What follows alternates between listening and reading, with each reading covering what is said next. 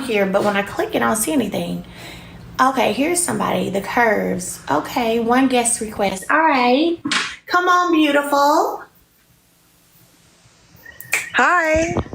Hello. Can you turn your volume up a little bit for me? Yeah, let me do that. I'm sorry. Can you hear me now? How you doing? I'm excellent. Hi, Melody. How are you? I love your show. I love you. I love your chutzpah. I love your drive. I love the way you're for women. And I love, my question is a comment also. How did you love having like authentic backup at that girls trip that you had? Because I felt like your choices to bring your single friends was great. And I love that they took up for you and it feels like they really love you. How did it feel to have people that are authentically there for Melody at your side, taking up for you, as opposed to you always being on an island where they're attacking you? How did you love it? Well, first of all, I want to say thank you so much for all of the sweet things you said in the beginning. So first, thank you for that. Thank you. Thank you. And hold on one second, Sean. Remember when you let me know, talking between answering questions. So a little history. When the girls trip on, and I'll hold up products and talk in between answering questions. So a little history. When the girls trip first came around, to do a trip, I had recommended that we do a trip the beginning of the season versus the end of the season, and a girls trip, right? And so when it came around that yes, we're gonna do it, it's approved, whatever. My initial thing was, okay, cool, but I want to be able to take some of my, friends with me. And so from there, that's how you guys ended up seeing Lauren and seeing Dr. Shanita on the girls trip. But to have people, because let's be clear, I go to a lot of things by myself and I can hold my own, I can stand my own ground. Don't necessarily need backup. My mouth does all the backing up that it needs to do with facts, right? But it was a great feeling just to have some people around who I genuinely have a connection with in real life, who I do talk to regularly, who I do spend time with. So that was super, super amazing. And what's so crazy is, prior to the show, because most of my, real talk, most of my friends, they don't want to talk about the show. They don't want to talk about the show. Most of them don't even watch the show. I don't think Lauren's ever watched even one episode. If she has, she said and watched the episode. She happened to be here when I was watching one, maybe. But most of them don't watch the show. So I like people getting their natural perception of people on their own versus being based on me. I did the same thing with everybody else who's come to this show. Let's be clear. And they've said it. That's the crazy thing. They've said, yeah, Mel didn't say nothing about you. She said, figure out my relationship with you for myself. That's how I am. So some of the people on this show have said it out of their mouths because that's not what I do. Even when Stormy and Destiny got into it, I was like, hey, that whole Valentine's Day, it's like, y'all don't even know each other. Y'all shouldn't be beefing with each other. What y'all getting into about the fight for? Y'all need to fix that. That don't make no sense now. Y'all don't even know each other. So I'm not one, as much as people like to say that I like to recruit people to not like people for me, I actually do the opposite. But it did feel great to have people there who I do talk to regularly in real life, and I do hang out with regularly in real life, and even just me hearing and getting their perspective. So it was good. Excellent. I felt that through the screen. I was so pleased that you had that. And I didn't feel like it was a bodyguard or, or anything like that. I just felt like that was a real person who's willing to say what they really see in front of the people instead of being messy. So I loved it. I love you. I know we only get one question, and I appreciate that very thoughtful response. Awesome. Have a good day. Okay. Don't forget, y'all tap the screen and share the live. Okay, tap the screen and share the live. Thank you. Bye. Okay, bye-bye.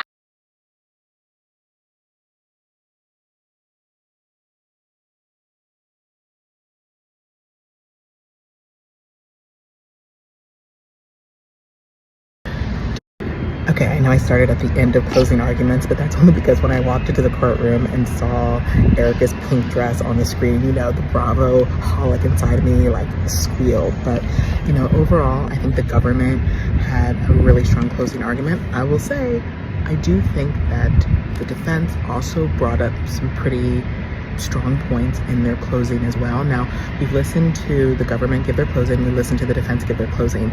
We have a lunch break now. We got to go back at 1:30, and then we're going to hear rebuttal. So we're still going to hear some more. You know, some of the, you know, same evidence, both the government and the defense are trying to use, you know, to basically prove their case.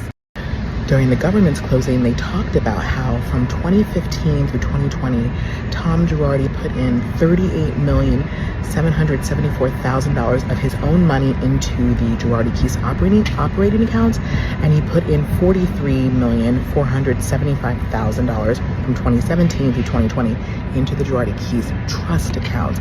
And they were saying that's because Tom knew this was falling apart, so he had to start putting in his own money. When the defense argues that, they're saying, no, Chris Camone was stealing this money the whole time, and Tom didn't know what the fuck was happening. And they didn't say fuck, obviously, but he didn't know what was happening, and he's just trying to keep his business afloat, so he's putting money in. They're saying that he put in more than $100 million, but he says, you know, by the government, you know's own evidence, they're saying at least $80 million, and they're basically saying that Tom was essentially the one who got the most money stolen from him. That's what the defense was arguing. Now the government says, look, Chris Camone, we absolutely believe he's guilty and he will get his day in court, but today is not the day. But again, the defense is saying, no, we can't look away from Camone, because they're saying that the government's trying to act like that was just a sideshow, and we're saying that was the main show. They're saying, again, they believe that Chris Camone stole $53 million over several years.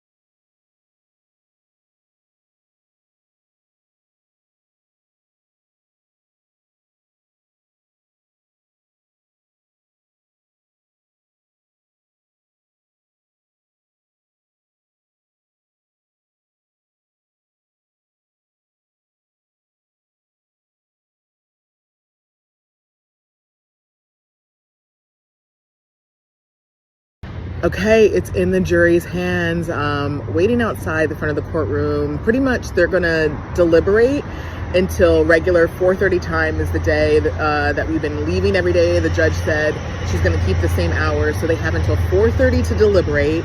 If there's no verdict today, back at 9 a.m. tomorrow, and then they have until 4:30 to deliberate tomorrow.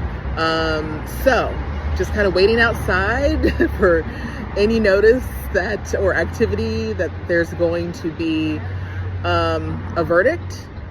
I do have some more recaps, but honestly, since we have a little bit time, because they just got it in their hands, might have a little bit of an early happy hour cocktail, read through my notes. But yeah, it was really good day of closing arguments, and we'll see what happens.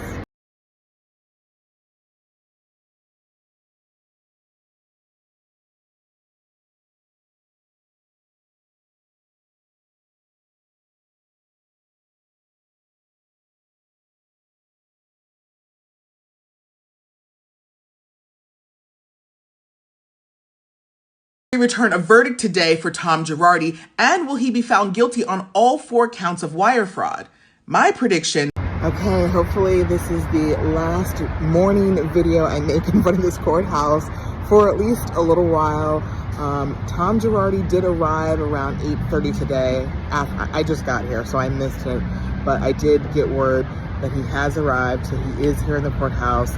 It's almost 9 o'clock, so the jury is supposed to start at 9 o'clock. They have until 4:30 today to deliberate, so kind of it's just a wait and see game. Kind of just like I have my laptop with me outside the courtroom because I can't bring it into the courtroom, so just gonna do some work. And, you know, when we see lawyers entering the courtroom, that probably means maybe a verdict's coming. So wait and see game. So we'll wait and see.